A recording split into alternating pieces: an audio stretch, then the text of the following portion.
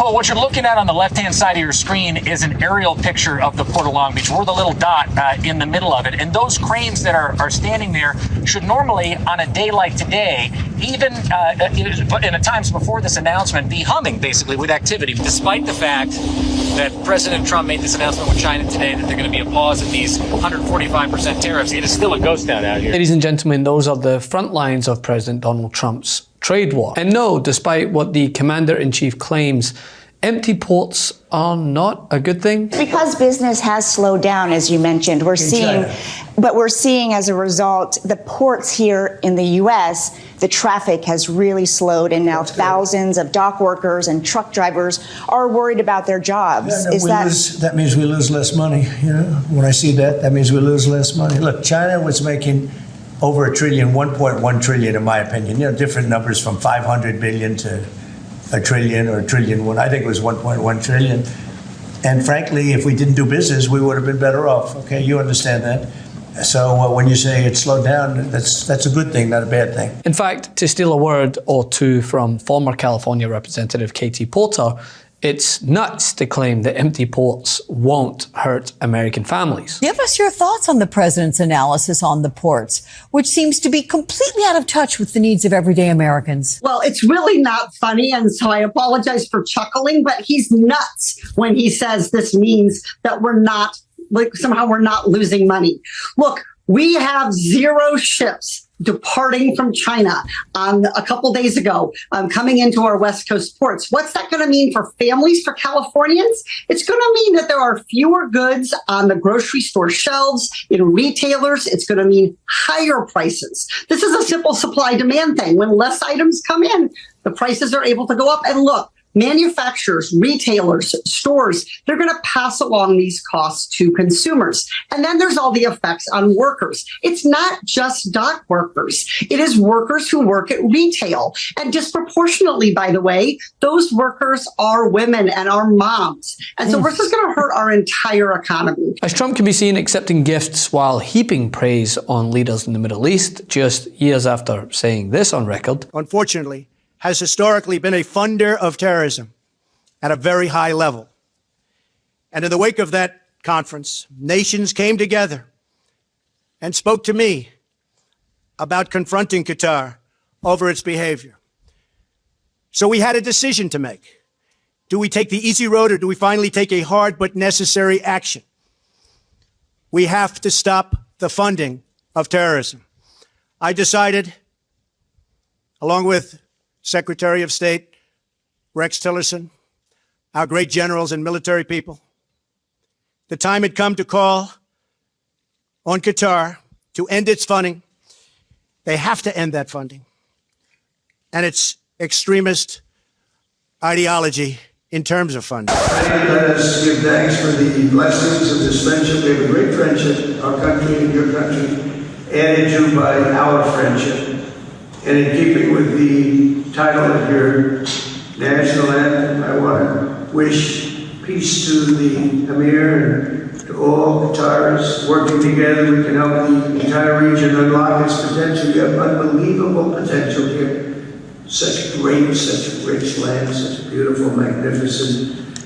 It's just a magnificent place. And you're unlocking its potential. You have a truly great leader and royal family. You have a great leader. Because you can have great land, you can have great wealth, you can have oil all over the place, you can have the oil and gas like nobody has. If you don't have a good leader, it doesn't mean a thing, and you see it all the time. There are a lot of places with oil. There are a lot of places with everything that you're supposed to have for success, and they're not successful. But you're successful because of a man that's sitting on my lap that's a special man.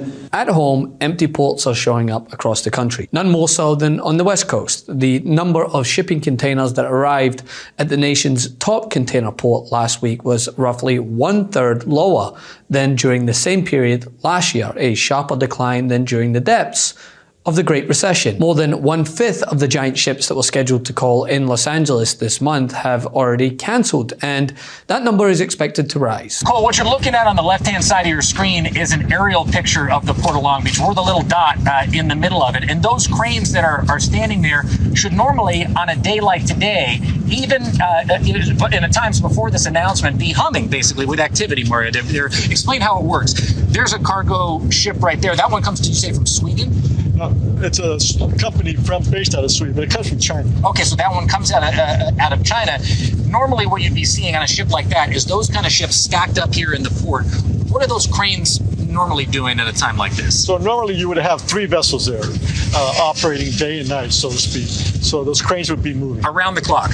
Essentially around the clock when you're talking about ship to shore. I've heard you talk before about sort of the calculation, the equation that converts the number of cargo containers on a ship like this into American jobs. Can you walk us through that a little bit? Absolutely. Like, for example, at the Port of Long Beach, there's about 2.7 million jobs that are directly or indirectly from these operations. 2.7 million jobs. 2.7 million.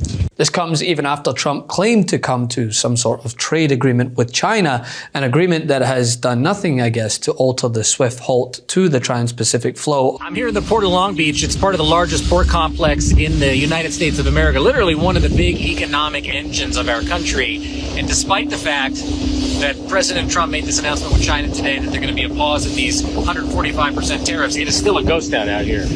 There are normally multiple ships in port that you'd be seeing in all those cranes right now, and there is not a single one in sight. There's a very limited amount of cargo out here, and while you might be thinking, you know what, they're coming, don't necessarily be so sure. There's a lot of uncertainty here. There's still 30% tariffs in place. We don't know what's going to happen at the end of the 90 days. And now you've got these manufacturers from China trying to find their way back to the U.S. to get those products from those cargo containers off the ships, onto trucks.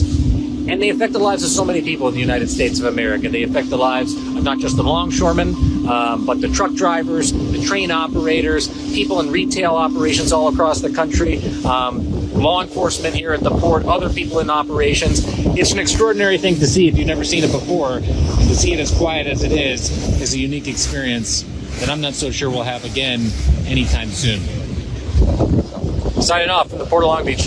According to the Washington Post, after rising in April by around 5.5%, LA's container imports this month are expected to plunge by 25%, with Gene Soroka, executive director of the Port of Los Angeles, warning that if Trump persists in trying to remake the US economy into some bastion of self-sufficiency, port communities will see growth prospects dented severely. Not just in Los Angeles, but across the country, specifically in regions tied to the flow of cargo, with upwards of 1 million people, including freight forwarders, brokers, warehouse workers, truck drivers, and dock workers, all at risk of losing their jobs just in Southern California alone. This week, our business on the import side is down 35% compared to the same time last year. These ships coming in had the tariff applied first time as they arrive from Asia. This is where we started to see a big drop off in cargo, because if you're buying a product out of China today, it's 2.5 times more expensive than it was just last month. People often, retailers, I mean, if they order in advance. So we're just at the beginning of seeing the real effects, and they're already so bad that I'm hearing day in, day out from small businesses and from everyday people in the grocery store that they are worried about this, and they want people who are going to fight Donald Trump. They want people who are going to have a strategy. It's a big part of why I'm running for governor. We need someone who will call out Donald Trump's economic policy for what it is: crazy and hurtful.